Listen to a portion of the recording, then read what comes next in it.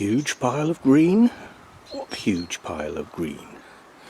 So that was this morning's work, was to get that all cut up and bagged and taken round the front. So that's now clear. Now Hannah's down this weekend. The plan for this weekend is work, but not huge amounts. Now we have to coordinate because we've only got one pair of gloves. Now Laurel isn't prickly, so, and I also don't know what the bush is behind the laurel. So I'm going to let that open up the leaves in the spring to see what it is. So the plan with this laurel is the same as this one. Just going to take the front off, and then, as I said before, these two are hopefully going to join together and form a hedge. Nice sort of green hedge along here, which I can then keep the top trimmed and the front trimmed with the hedge trimmer. So, you know, no ladders, no mucking about. Now the long straggly Forsythia? Wisteria, not even close. My long trimmer will be able to trim those long straggly bits off, and so that's that done. I've asked several people now, although I read on the internet that you should never cut bamboo, you should only trim it at the base. I've read far many other places where it says if you want to cut your bamboo bush in half, you can, it will sprout out. So we're going to take the bamboo down probably about 1 metre and bring the height down, which then makes it more manageable. And I'm hoping my hedge trimmer will do that, you know, the new long-handled hedge trimmer, and just hack into it and let it all fall down. That's the theory. We are also hopefully going to tidy the shed. I've got shelves there.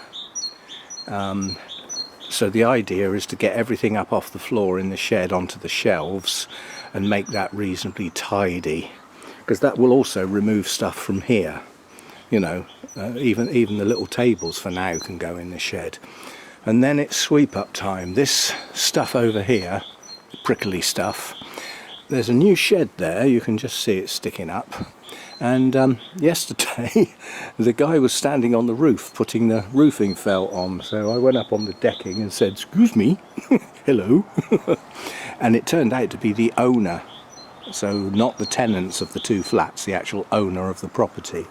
And I had quite a long chat with him about disposing of this, and he said, quite honestly, the shed roof is really solid. If you really wanted to, you could stand on the shed roof and hack that down. And I said, well, I've got long-handled tools, I've got the ability to do it, and so we may have a go at that this weekend. To cut this lot down because of its height, I need to stand on steps, really. To stand on steps, I need Hannah on the bottom of the steps.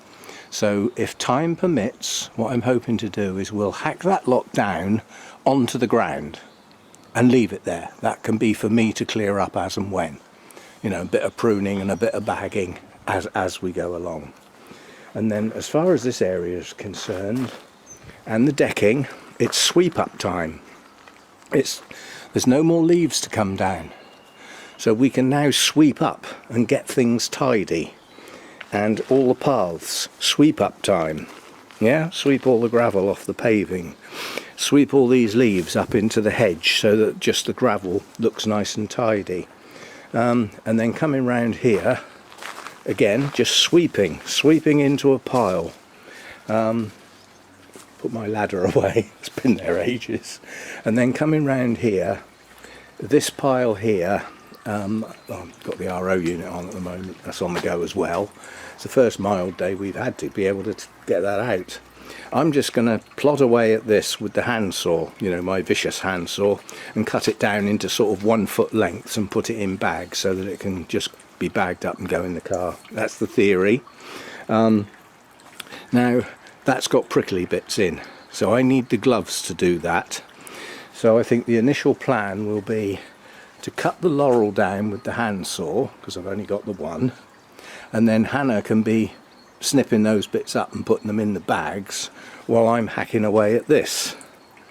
And then between the two of us we can start sweeping up and, you know, clearing up the decking, getting all the leaves up into a pile. The idea with the leaves is we will probably just throw them up there and they can rot down in there. So we've got snowdrops. Ooh, buried. Oh, there's some more over here as well. I don't remember seeing them last year. Mind you, they might have been buried. And then the only thing left to trim over here is this. Now this had the flowers on in late autumn, so it was left. And it obviously blooms in late autumn on the current growth. So this can have a hack with the shears prior to sweeping up, obviously. And then all the little bits can just be dragged out onto the floor and swept up with the rest of the stuff. And that's the only thing left to prune over here. This bush here, if I can find some rope somewhere, I want to tie that to that stump and pull it right back, because it's hanging out, and it would look much nicer if it was upright as well, and it you know, it would make this space feel a little bit better as well, because it's obviously grown out to the light when this lot was all too high and too stuff. So some bits and pieces to do, but the goal is that at the end of this weekend it looks tidy, so that if nothing else gets done, it'll do. And that includes that tall stuff. If that high prickly stuff gets left as it is for now, I can quite happily say we've done all this and there's this bit left to do. That, you know, that will have to be good enough if necessary. But to get all this cleared away and get it all swept up, get the moss off, and if I get chance, I may well get the broom up onto that roof and sweep all that moss down into the gutter, and then hook it out of the gutter onto the ground, and it can be cleared up with the rest of the stuff. May or may not get done. That might get done as a separate thing.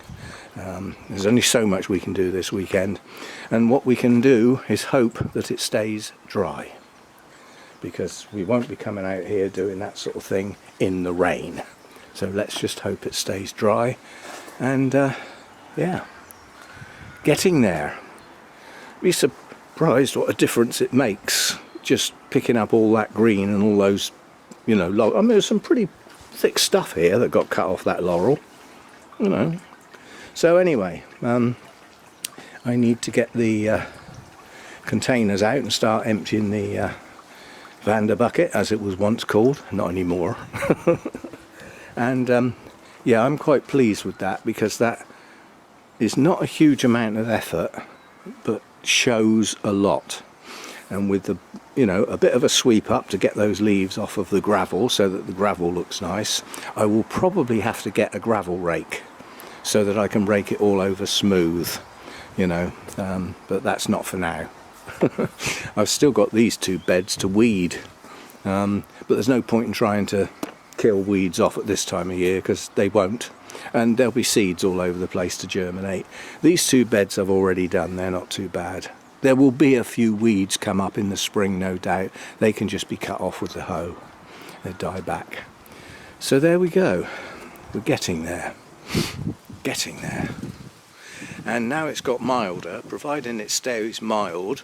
Once we've cleared up this weekend, all of the bags out the front can go to the tip. And with the mild weather, I can get on and coat up the second one of these and get that put together so that I can spread the bonsai out. Getting there. I got quite puffed out doing all that cutting, I must admit, and I know what's going to happen now. When I get up tomorrow morning, my hand won't work. My right hand will be just seized solid, because it's just the amount of cutting. You know, it's a repetitive action using secateurs, and you always try and cut things that are a little bit too thick. Anyway, some more done. Getting there.